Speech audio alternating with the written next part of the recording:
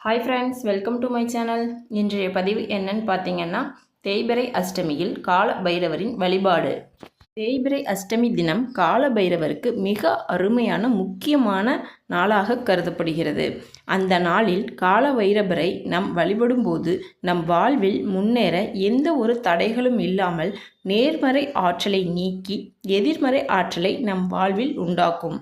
கால பைரவர் வழிபடும் நேரம் அதிகாலை பிரம்ம முகூர்த்தம் 4 to 6 அல்லது இரவு 8 to 12 மணி வரை கால பைரவருக்கு உகந்த நேரம். தேய்பிறை அஷ்டமி அன்று கோயில் சன்னதியில் கால பைரவரை வழிபடுவது மிகவும் சிறந்தது.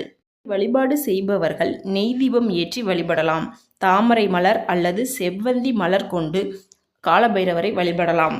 அப்படி தேய்பிறை அஷ்டமி நாளில் கால பைரவரை வழிபடுபவர்கள் சொல்ல வேண்டிய மந்திரங்கள்: ஓம் கால பைரவாய நமக, ஓம் பைரவாய வித்மகே, மகா காலாய தீமகி, தந்து பைரவ பிரச்சோதயாத், ஓம் க்ரீம் பத் பைரவாய நமக.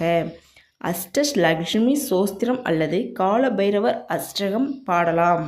வழிபாட்டுக்கு உகந்த நெய்வேத்தியம் கடுகு சாதம், வெண்பொங்கல், தயிர் சாதம். இவற்றில் ஏதேனும் ஒன்றை கொண்டு நாம் வழிபாடு செய்யலாம். கால பைரவரை 8 முறை சுற்றி வரலாம். நாய்களுக்கு உணவளிக்கலாம்.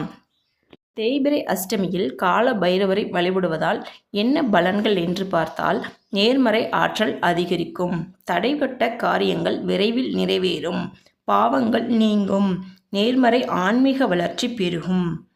தேய்பிறை அஷ்டமியில் குறிப்பாக காலபைரவர் கோயிலுக்கு சென்று வழிபடுவது மிகுந்த பலனை தரும். இந்த பதிவில் கூறியவாறு நாம் தேய்பிறை அஷ்டமியில் கால பைரவரை வழிபட்டு நம் வாழ்வில் முன்னேறலாம். ஓகே ஃப்ரெண்ட்ஸ், இந்த பதிவு உங்களுக்கு பிடிச்சிருந்தா நம்மளோட சேனலை லைக் பண்ணுங்கள், ஷேர் பண்ணுங்கள், கமெண்ட் பண்ணுங்கள், சப்ஸ்கிரைப் பண்ணுங்கள். அடுத்த பதிவில் பார்க்கலாம்.